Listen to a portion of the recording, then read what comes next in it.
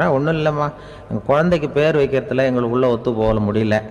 நான் எங்கள் அப்பா பேரை வைக்கணுங்கிறேன், அந்த அம்மா அவங்க அப்பா பேரை வைக்கணுங்குது. அதுதான் எங்களால் குடும்பத்தில் ஒரு நிம்மதி இல்லாமல் இருக்கிறோம், தகராறு பண்ணிகிட்ருக்கோம் அப்படின்னு நானா. அப்போ எதிர்த்த வீட்டுக்காரன் சொல்லியிருக்கான், எதிர்த்த வீட்டுக்காரன்னு நான் எதுக்கு இருக்கிறேன், நான் பஞ்சாயத்து பண்ணி வைக்கிறேன்.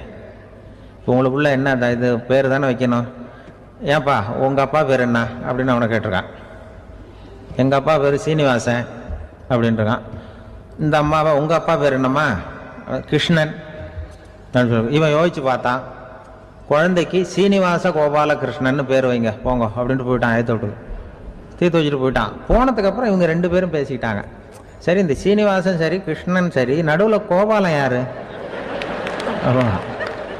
அவன் சொல்லி அவனை போய் இழுத்துட்டு வந்தான். எழுத்து வீட்டில் போய் அது யாரா, அது இங்கே வா, அது யாரா கோபால, அது எங்கள் அப்பா பேர், நீ அதை மட்டும் எதுக்கு விட்டு வைக்கிற